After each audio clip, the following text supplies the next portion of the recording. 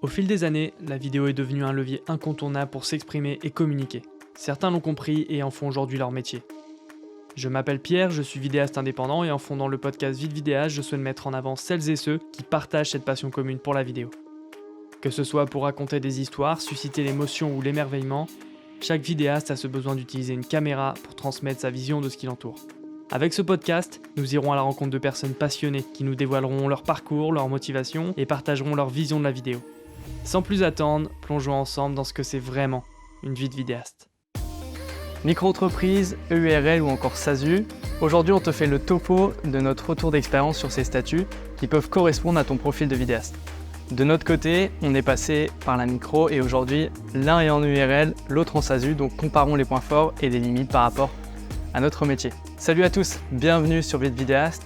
Aujourd'hui on introduit un nouveau format dans le podcast qui se veut un peu plus immersif puisque on va pas être avec des invités dans ce nouveau format, mais on va être au sein de l'équipe Vite Vidéaste avec moi-même, Pierre Froger, à la base du concept Vite Vidéaste, et Pierre Grimaud, comme on peut l'appeler, qui a rejoint le concept Vite Vidéaste il y a maintenant plus d'1 an et qui est également vidéaste. Comment tu vas, Pierre ? Bah ça va super, et toi ? Ouais, super, très bien, très content d'introduire ce nouveau format ensemble. Carrément.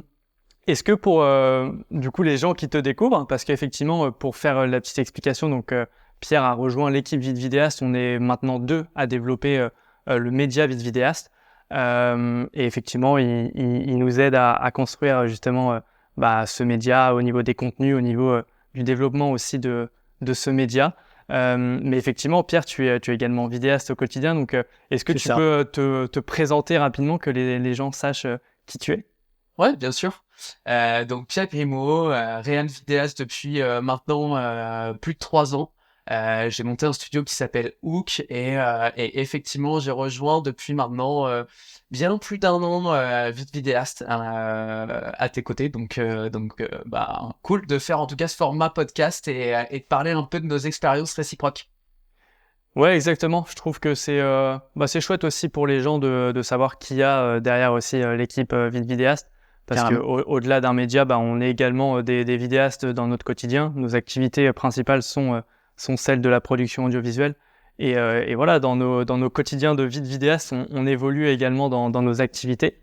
Et ça peut être l'occasion, à travers ce format, de partager un peu nos problématiques, nos enjeux, et aussi nos réussites en tant que vidéaste. Donc c'est pour ça que pour ce premier épisode de ce format, on s'est dit que ça pouvait être intéressant d'aborder une problématique auquel on a fait face tous les deux récemment, à savoir celle de passer tous les deux de la micro-entreprise à la société. Donc un gap qui est pas négligeable dans une activité de vidéaste. C'est signe de développement de son activité. Et donc effectivement tous les deux on a connu ce changement d'évolution, on va dire. Exactement, d'évolution dans nos activités. Et on trouvait ça intéressant d'aborder ça ensemble. Écoute, sur ce, Pierre, si tu veux, on va démarrer ce format en parlant peut-être un peu, toi, de l'expérience que tu as eue en micro-entreprise. Est-ce que tu as trouvé que la micro-entreprise, pour te lancer, c'était le statut idéal ? Comment t'as perçu le fait de te lancer en micro-entreprise il y a maintenant 3 ans ? Ouais, je pense qu'en fait, de toute façon, alors je parle pour moi, mais je pense que pour beaucoup, la micro-entreprise, c'est quand même le bon point de départ quand tu te lances et que tu te lances sans avoir forcément déjà une clientèle établie et puis en fait voilà, moi j'ai démarré, j'avais tout à faire, tout à développer, et donc pas que ma partie projet et ma capacité technique, mais déjà trouver des clients. Donc c'était le bon point de départ parce que effectivement la micro-entreprise, un des avantages principaux, c'est clairement que tu payes des taxes qu'à partir du moment où tu rentres des projets. Donc déjà il y a un point clé, c'est que tu n'es pas ponctionné tant que il n'y a pas d'argent qui rentre. Et ça, c'était le premier atout. Et puis aussi le fait que j'étais pas obligé d'avoir tout de suite, on va dire, un gros vaisseau amiral avec un comptable, des charges compliquées voilà, un fonds de roulement. Je pouvais démarrer avec pas grand-chose si ce n'est mon matériel comme tout le monde. Mais donc voilà pourquoi, en tout cas, moi j'ai préféré démarrer comme ça. C'était beaucoup plus rassurant.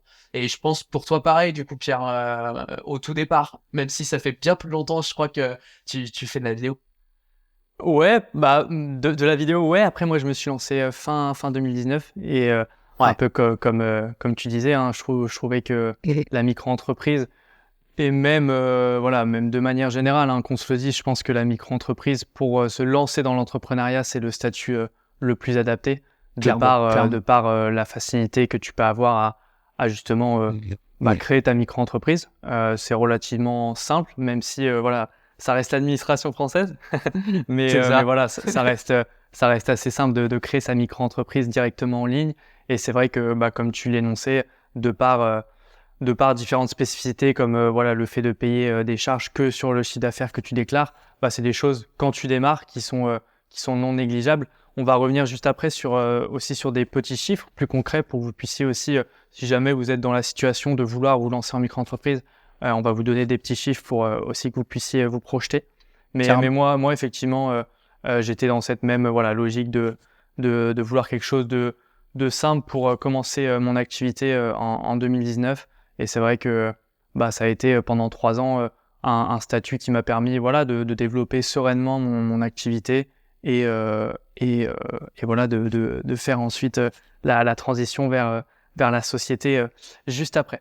Mais effectivement, l'idée aussi avec le format de ce podcast, c'est de vous donner des petits tips si vous êtes dans la situation de vouloir vous lancer dans la vidéo en micro-entreprise. Et effectivement, la démarche numéro 1 à faire, c'est effectivement de créer sa micro-entreprise. Et pour cela, donc, vous avez la possibilité soit de vous référencer au guichet unique de l'INPI ou bien auprès de votre CCI. Et à la suite de quoi, il faudra ensuite donc, aller sur le site de l'URSSAF, la partie auto-entrepreneur de l'URSSAF, vous référencez dessus.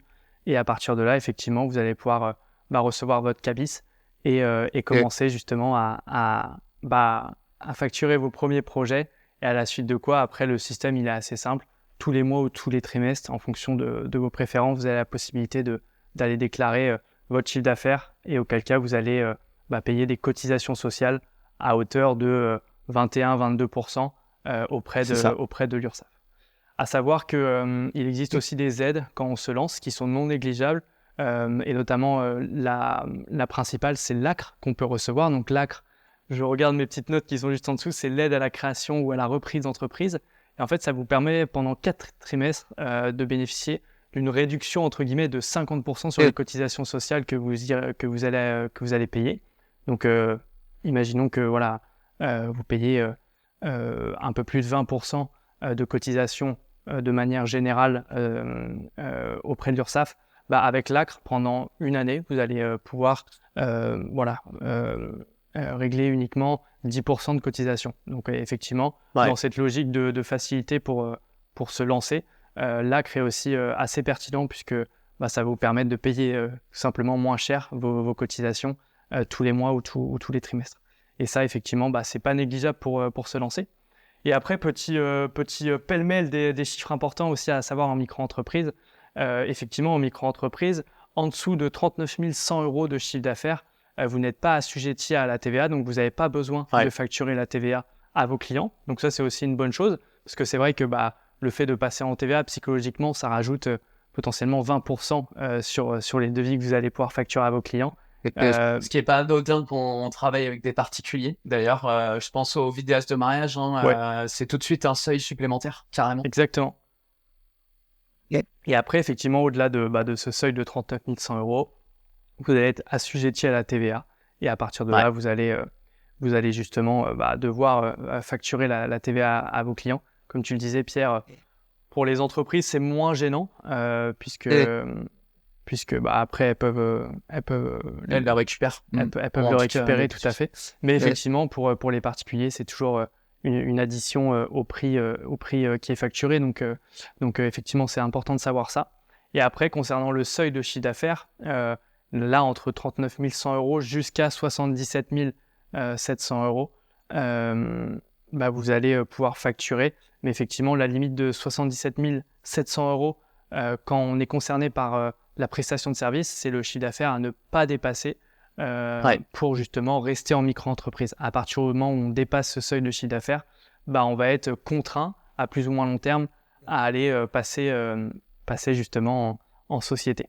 Et justement, est-ce que c'est quelque chose qui t'est arrivé, toi, Pierre, le fait de passer en société? Quelles étaient tes motivations principales par rapport à ça? Est-ce que tu t'es senti un peu bloqué à un moment donné en micro-entreprise? Qu'est-ce qui a fait que tu as passé le pas, toi, en société? Est-ce que tu peux nous parler un peu de ça? Ouais, bien sûr. Du coup, en fait, alors déjà le passage en société, moi, c'est très récent puisque c'est depuis décembre. Donc voilà, j'ai fait à peu près 2 ans en micro-entreprise on va dire que ça s'est fait étape par étape. La première année, je démarrais tout juste et j'ai atterri en gros, grosso modo, hein, si je dois donner des fourchettes, proche du seuil de TVA, voilà. Et la deuxième année, j'étais aux alentours de 60 000, 65 000, en sachant que après, il y avait un peu de chiffre d'affaires entre guillemets artificiel, c'est-à-dire que je bosse beaucoup en équipe. Et ça a été ma principale motivation. C'est qu'en gros, mon schéma aujourd'hui, c'est de tendre vers des productions qui nécessitent de travailler à plusieurs, et je travaille de plus en plus et rarement, en tout cas seul. Et ça a été on va dire, ma grosse motivation au-delà de l'aspect, on va dire, chiffre d'affaires. Tu vois, en gros, c'est compliqué et en micro-entreprise, c'est plus du tout le bon schéma. Si tu souhaites sous-traiter, pardon, ou bosser à plusieurs, parce que à la fin, qui facture? Tu vas pas facturer à ton client pour que tout le monde est reversé, parce que après tu payes à l'URSSAF la totalité, et ensuite tu dois reverser à tes partenaires ce que tu leur dois. Du coup, ça marche pas, et c'est clair que tu peux pas être rentable par rapport à ça. Et donc moi, petit à petit, quand je me suis rendu compte que effectivement je rentrais dans ce schéma-là, et que j'envoyais plusieurs factures à mon client, donc l'expérience, elle était superbe, du tournage jusqu'à la post-prod. Et puis au moment de facturer, j'envoyais, tu vois, la facture de mes potes, ma facture, et franchement, ça fait un peu moyen. Et c'est vrai que tout de suite, ça rend le truc beaucoup plus compliqué. Et donc moi, si je devais résumer, c'est, tu vois, la souplesse et la flexibilité de je facture, et d'un point de vue administratif, je peux payer après tout le monde. Et c'est beaucoup plus transparent, et surtout vis-à-vis du client, c'est une meilleure expérience. Donc c'est à la fois le chiffre d'affaires, bien évidemment, et l'envie de développer, mais c'est aussi le fait de bosser à plusieurs en micro-entreprise, ça c'est limite. Donc et la limite, c'est la facturation, clairement. Ouais, effectivement. Tu as bien résumé la chose. Moi, pour résumer aussi à titre personnel, c'était un peu les mêmes arguments que tu as sortis. Forcément, l'augmentation du chiffre d'affaires qui fait qu'à un moment, on le dépasse, et donc obligatoirement on doit passer en société. Mais c'était aussi plus que ça, c'était aussi comme tu dis, la volonté de vouloir aussi de plus en plus travailler avec des équipes. Et c'est vrai que en micro-entreprise, c'est un peu moins adapté par rapport à tout ça. Donc effectivement, la suite logique, c'était de passer en société, ne serait-ce que pour justement aussi un gage de crédibilité auprès des clients. Comme tu dis, effectivement, en micro-entreprise, tu devais envoyer peut-être différentes factures en fonction de l'équipe avec qui tu travaillais auprès de ton client. Et ça, forcément, ça renvoie peut-être une image un peu moins professionnelle que si tu te dis, avec ma structure, on intègre différents talents. Et en fait, ces talents-là sont intégrés à la structure, et il n'y a qu'un système de facturation. Je pense qu'il y a une approche un peu plus professionnelle, un peu plus globale qui se fait ressentir auprès du client. Et ça, c'est pas négligeable dans l'expérience client que tu essaies d'apporter justement à tes clients. Donc, ouais, complètement. Et puis après, puis dans ce que tu dis là, il y a un truc aussi. Alors bien sûr, ça doit pas être la motivation principale, mais c'est une réalité aussi. Tu vois, je vois par rapport à certains clients, on va dire des groupes plus importants, faire appel à une société, D'un point de vue psychologique, ça les rassure. Ils ont l'impression tout de suite que c'est une structure un petit peu plus solide que le freelancing. Et Ouais. encore une fois, tu vois, il faut pas que ce soit une motivation. Et je pense pas que c'est péjoratif de dire ça. Mais moi, je me suis rendu compte quand même que parfois ça les rassure, ou en tout cas certaines typologies de clients, ça peut les rassurer. Mais ça veut pas dire que c'est un accélérateur pour le business. Ça veut pas dire que ça permet d'aller chercher les plus gros clients. Mais on va dire que c'est beaucoup plus souple pour eux et je pense que voilà, ça joue beaucoup aussi là-dessus. Donc carrément, c'est en tout cas la première motivation et j'ai l'impression de ton côté aussi. Ouais, c'est sûr. Ouais, super. Est-ce que tu peux justement nous parler un peu de toi, de ton expérience? Ouais, Toi, il me semble que tu es passé en SASU, du coup, récemment. c'est ça, exactement. Est-ce que par rapport à ça, on a parlé Oui. juste avant un peu des motivations et voilà, qu'est-ce qui a fait qu'on est passé tous les deux en société?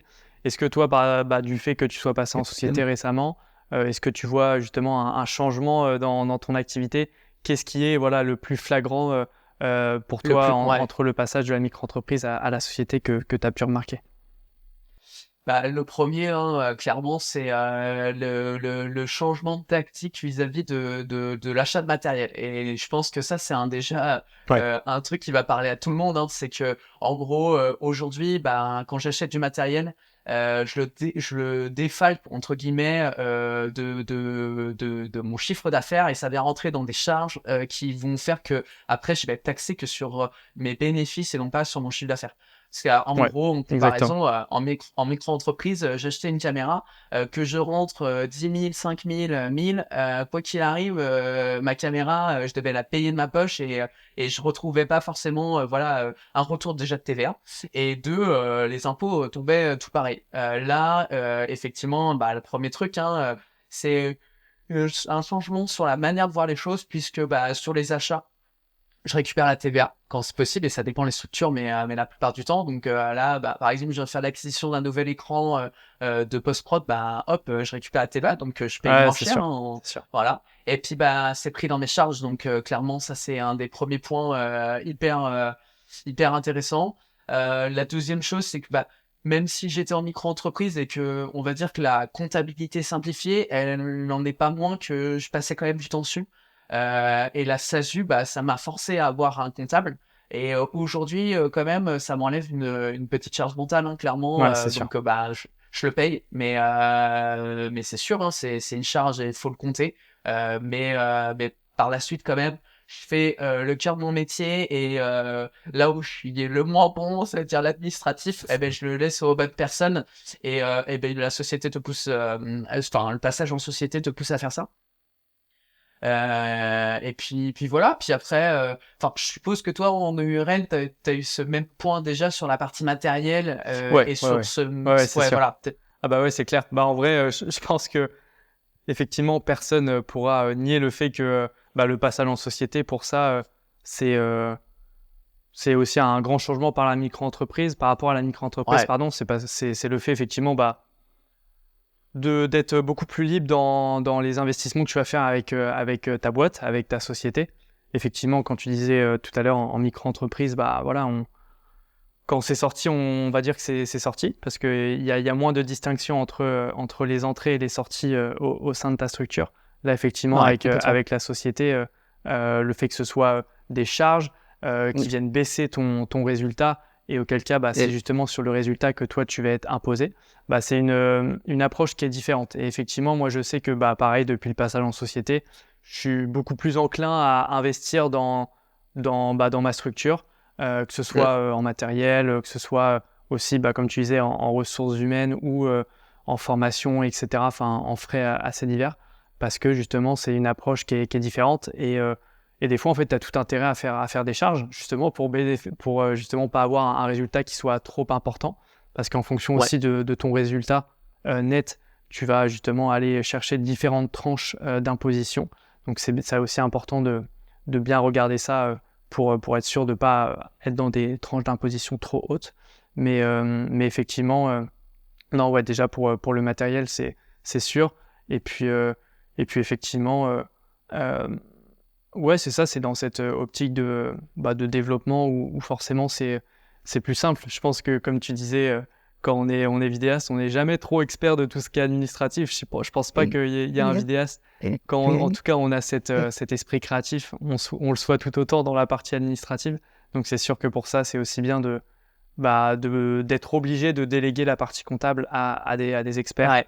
Et comme ça, nous, ça nous enlève un poids effectivement mental sur justement la partie gestion de comptabilité. Donc ça peut, pour revenir sur ce que tu disais, je suis totalement d'accord et je me retrouve aussi dans les changements qu'il y a eu avec le passage en société.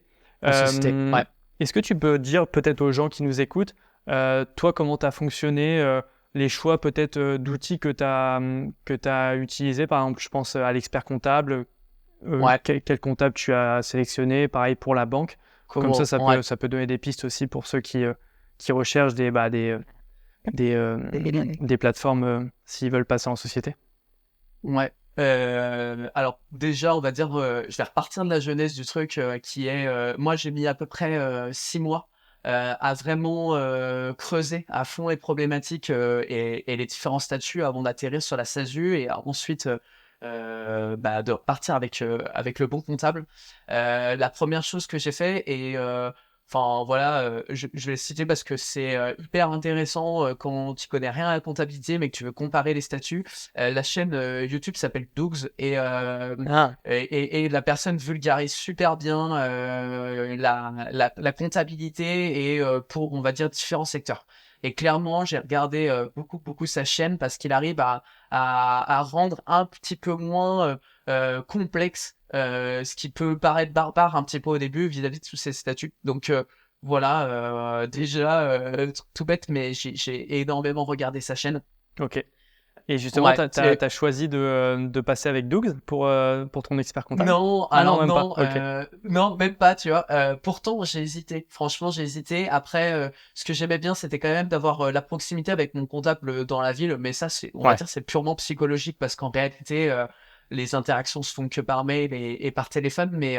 Mais ça permet de se dire aussi, si j'ai vraiment une question ou s'il y a un truc, on peut se voir de visu et parfois c'est plus simple. Mais encore une fois, ça, c'est vraiment au feeling. Ouais.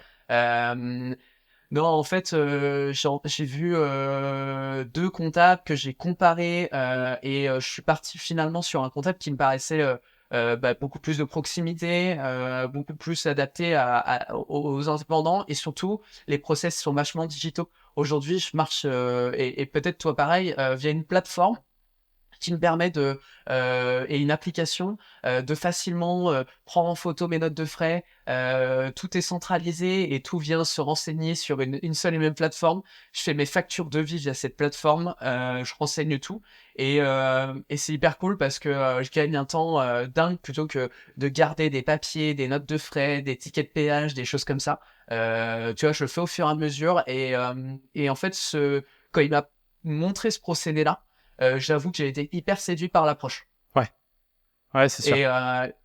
Et tu vois, donc aujourd'hui, et même, ça m'a simplifié aussi le choix de la banque, hein, puisque la plateforme qui s'appelle Penny Lane me permet 2 choses.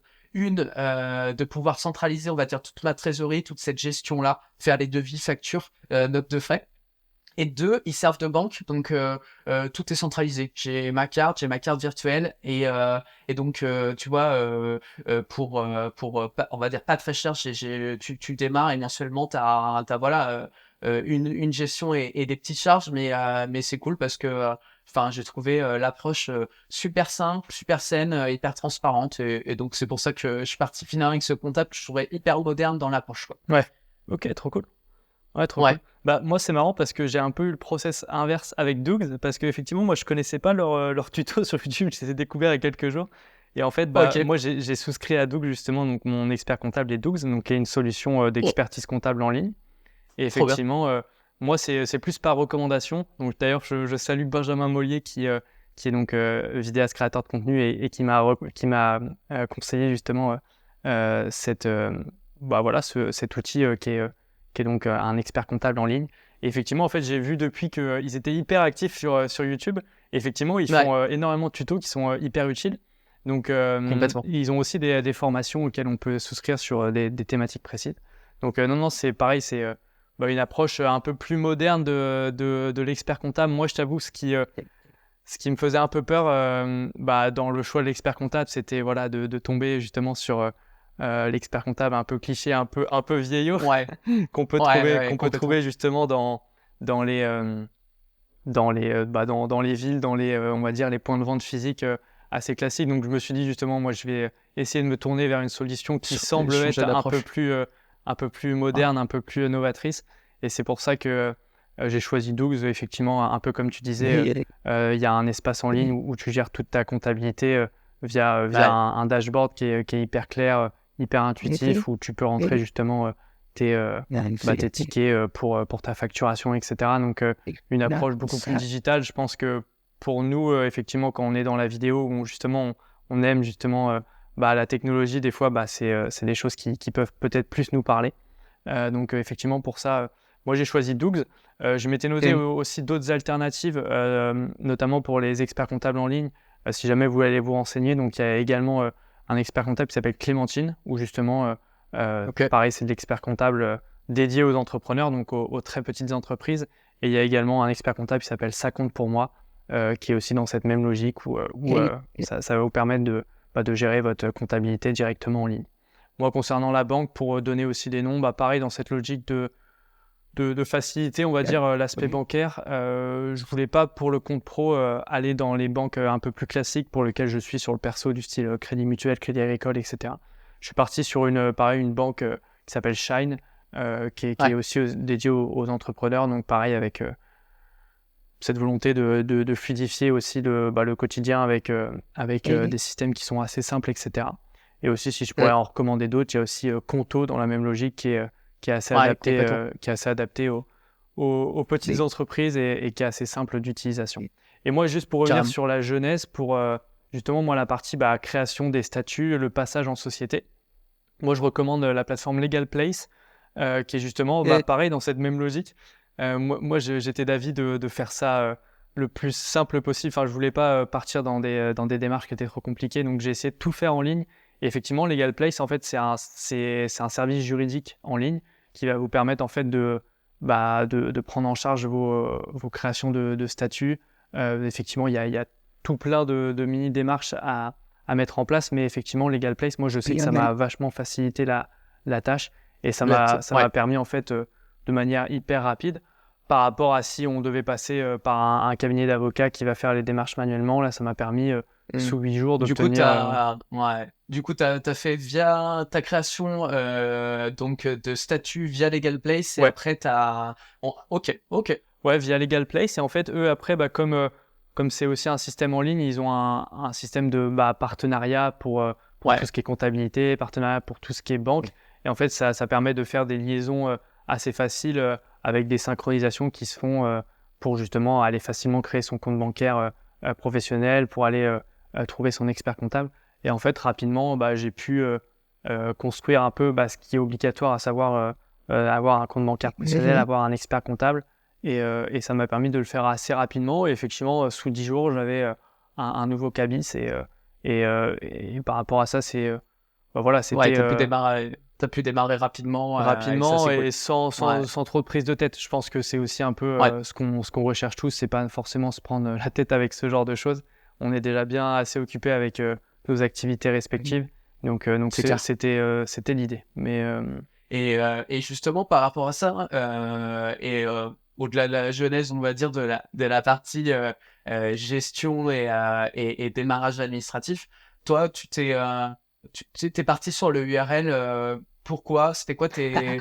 Enfin, tu vois, pourquoi tu t'es dit, ok, c'est le statut qui me convient, en sachant que ça, c'est un vrai truc aussi à dire, c'est que on peut partir sur un statut, ça n'empêche pas que derrière on pourra changer et ça... Enfin voilà, il est possible totalement de changer par la suite son statut dans le cadre de développement de sa société si un statut paraît beaucoup mieux. Mais en tout cas, toi, le URL, du coup, comment ça s'est fait, qu'est-ce qui t'a motivé?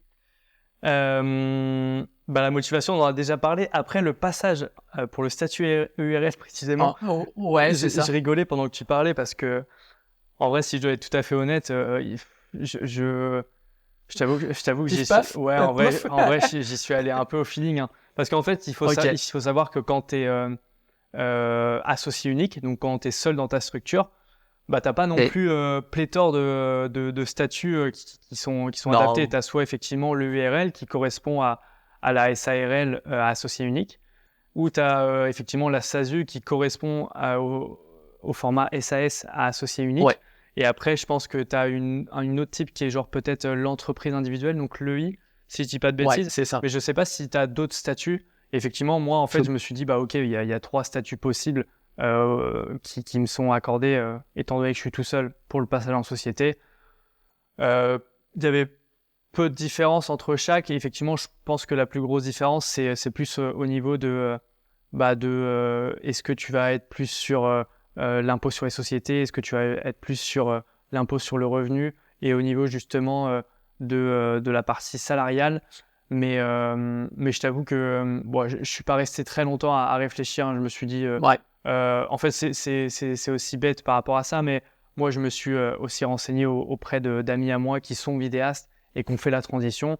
Je leur ai posé Et la qui sont question, passés. toi, Ouais. quel statut t'as pris? Il y en a beaucoup qui m'ont dit URL. Je me suis dit, bah, écoute, Ouais, ça doit être bien. c'est parti. Mais Ouais, ouais, bah alors, ouais, effectivement, carrément. Mais t'as raison, moi, ça a été. Enfin, moi, je me suis énormément renseigné, par contre. bah, c'est bien, bah, tu vas pouvoir nous en parler. Ouais, mais par contre, non, en termes d'ambassadeurs, j'en ai eu aussi, dont un que j'ai questionné à fond. C'est un de mes potes, Axel, qui est passé en SASU bien avant moi. Et là où tu as raison, c'est que j'ai l'impression qu'on se dirige aussi sur ce qu'on connaît et ce que les gens connaissent Ouais, dans notre entourage. Et donc j'avais eu un peu la même démarche aussi psychologique de me dire, je vais aller là où mes potes sont allés parce que ça a l'air. Enfin voilà, rassurant, ouais, même c'est si je suis rassurant, renseigné, forcément. mais c'est rassurant, Ouais, c'est c'est clair. sûr. C'est sûr. Donc non, Mais ok, pour être tout à fait honnête, ouais. je vais pas apporter une explication hyper, hyper précise sur voilà, Ouais. qu'est-ce qui a fait que je suis passé par là. Mais justement, après, c'est aussi bah, à vous d'aller vous renseigner en fonction de vos préférences. Pour le coup, il y a des informations qui sont très faciles à trouver, notamment sur Legal Place, qui Et- justement va vous permettre de présenter les spécificités de chaque statut et vous ouais. aider à faire votre choix rapidement. Et Euh, des simulations. Ouais. Bah écoute, ouais, super. Et puis après, bah, on a parlé effectivement bah, de nos motivations, on a parlé aussi des avantages à passer en société. Est-ce que toi, depuis bah, ton passage aussi en société, qui est très récent, est-ce que tu as commencé aussi à avoir peut-être des freins, des inconvénients au fait d'être passé aussi en société? Est-ce que tu vois des changements qui sont peut-être moins positifs? Qui sont. euh, Alors pour l'instant, j'ai encore très peu de recul. Ouais, Le seul point, effectivement, où je vais voir la limite, c'est que aujourd'hui, je suis dans un schéma bien spécifique qui fait que la SASU, c'est pour ça que, en tout cas, je suis parti dans cette direction. C'est que j'ai mis, enfin, mon objectif, en tout cas sur cette première année, c'est de bâtir une trésorerie solide pour la société. ouais, Et donc, en fait, me sortir très peu de salaire. Et ça, c'est un point important, c'est que comme je me sors très peu de salaire, on va dire, je vais partir sur les noisettes que j'ai mis de côté via le business de la micro-entreprise et mes comptes, on va dire, perso. Ça me va très bien parce que la SASU, t'es pas chargé tant que tu ne sors pas de salaire. exactement. Donc, Ouais, tu vois, ça c'était. D'ailleurs, ça a été le point de différence qui a fait que je suis parti sur la SASU versus le URL. C'est pas de charge tant que je ne sors rien. Et voilà. Mais par contre, l'année prochaine, quand il va falloir que je me sorte un salaire, bah il y a un truc. Hein, c'est vrai que tu te sors. Allez, pour donner des chiffres, je veux sortir. On va prendre un chiffre rond. 1 000 euros, ça coûte 1 800 € à la société. Donc après, c'est une autre manière de calculer, mais ça veut dire quand même que bah voilà, quand tu veux te sortir un salaire, il faut penser aussi que comme c'est chargé, comme il y a des charges sociales, des cotisations, nécessairement à un moment, ça va coûter plus cher que la somme que tu te sors pour ta société. Donc il faut avoir la trésorerie nécessaire pour pouvoir se payer. Et donc c'est une projection sur le long terme. Et ça c'est clair. Donc la seule limite que je vois, mais moi c'est pas une limite pour moi parce que c'est quelque chose que j'ai construit, tu vois, sur le long terme.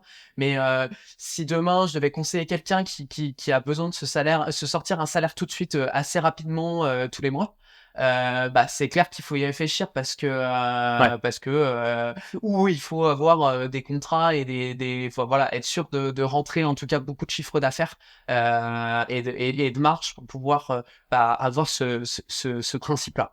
Donc c'est la seule limite que je vois, tu vois, c'est effectivement, hein, il y a toujours des charges, mais quand tu crées une entreprise, quoi qu'il arrive, tu te rends compte vite que t'es rattrapé par X taxes, donc voilà, c'est le jeu. Ouais, c'est sûr. À vrai dire, c'est vrai que je pense que c'est peut-être un des seuls changements notables qu'on peut avoir effectivement avec la micro-entreprise. C'est vrai que par rapport à la micro-entreprise, en fait, les entrées que tu as, c'est des entrées qui peuvent être directement sur ton compte, et par rapport à ça, tu peux te payer un peu comme tu veux. Effectivement, avec la société, il y a les charges sociales qui rentrent en jeu. Effectivement, c'est des charges sociales à hauteur, voilà, à peu près de entre 35 et 45%. C'est ça. Et effectivement, c'est pas, voilà, c'est pas la même. Effectivement, faut y réfléchir à deux fois. Et comme tu dis, je pense que la stratégie, quand on fait la transition vers la société, c'est peut-être d'attendre un petit peu quelques mois sans se verser de salaire pour effectivement, comme tu disais, construire une trésorerie qui soit un peu solide, pour justement anticiper les investissements qu'on va pouvoir avoir en termes de matériel ou dans d'autres ressources diverses, si on peut effectivement se le permettre, justement de se passer de ce salaire-là. Mais effectivement, moi, pour te dire aussi, j'ai eu un peu cette stratégie-là où en fait, c'est vraiment depuis le début de 2024 où j'ai décidé de commencer à me verser un salaire via ma structure. Avant, effectivement, j'étais aussi dans cette logique d'abord renflouer les caisses de la société, essayer d'avoir aussi des chiffres et un compte de résultats, un bilan qui soit peut-être plus clean, justement dans l'optique professionnelle, mais aussi dans l'optique personnelle. C'est vrai qu'on n'en a pas assez parlé, mais moi, au-delà des motivations professionnelles à passer en société, il y a aussi des motivations personnelles. Faut pas se leurrer qu'effectivement, demain, si tu as envie je sais pas, de devenir propriétaire de ton logement, ce que je suis pas encore parce que j'habite à Paris, effectivement, si tu vas voir une banque pour demander un prêt, effectivement, je pense que si tu as un statut freelance de micro-entrepreneur, tu seras peut-être moins pris en considération que si tu as ta propre société avec des comptes de résultats, des bilans. Donc effectivement, il y a aussi cette notion, je pense, de légitimité que tu peux avoir aussi dans le cadre personnel pour justement aller chercher des financements pour divers projets. Mais ouais, c'est ça. Il y a la notion de salaire qui, pour moi, effectivement, est aussi un inconvénient de par les différentes charges que tu as à payer en société. Mais pour répondre aussi à cette question-là, globalement, moi, j'en vois pas d'autres. C'est vrai que la société, c'est on peut considérer ça comme une suite logique dans le développement d'une activité. Et pour moi, j'y vois quand même beaucoup d'avantages pour justement continuer à développer, à essayer de s'entourer et à faire grossir son activité. Complètement. En sachant qu'en plus, et ça c'est une spécificité de notre métier, on va pas se le cacher, c'est que il y a beaucoup de choses qui peuvent rentrer dans les charges dans le monde de la vidéo.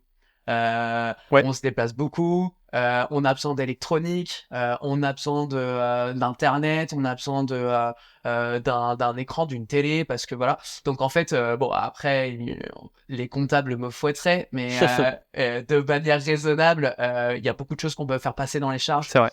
Et c'est notre méthode de calcul, c'est-à-dire que l'internet que je consommais avant pour ma micro-entreprise, en fait il y avait beaucoup de coûts cachés dans notre micro-entreprise que aujourd'hui j'ai déporté sur la société, et donc indirectement c'est une autre méthode de calcul, c'est-à-dire peut-être que tu te sors un moins gros salaire chaque mois, mais de toute façon tu as des charges qui font que tu peux les mettre sur le dos de la société, et voilà, Exactement, à titre perso, tu vois, par exemple moi je sais que j'utilise une pièce au sein de ma maison en post-prod, et donc j'ai décidé de me verser un petit loyer à hauteur de tu peux le faire. Il faut que ça reste raisonnable, et ça c'est à voir avec ton comptable, mais en tout cas tu as plein de choses comme ça, les frais kilométriques. Et je pense que toi aussi, après à Paris, c'est un peu différent. Mais moi, je prends la voiture pour un oui ou pour un non, pour un rendez-vous client, pour un tournage. Et ben, clairement, je peux les mettre en frais kilométriques, c'est pas imposable.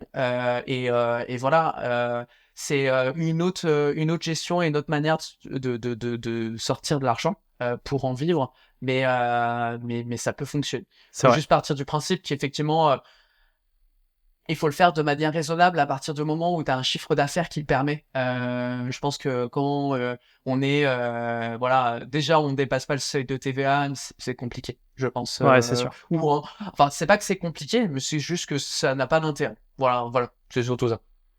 Exactement. Bah, c'est vrai qu'on a l'avantage en tant que vidéaste de pouvoir faire potentiellement passer beaucoup de choses via j'ai un tournage. Mais effectivement, en fait, le fait de parler de tournage, en fait, ça peut permettre de passer en charge effectivement les frais de déplacement, le matériel, etc., la restauration. C'est vrai que pour ça, c'est assez pratique, nous, en tant que vidéaste. Je pense qu'on a peut-être un peu plus de liberté que d'autres secteurs d'activité.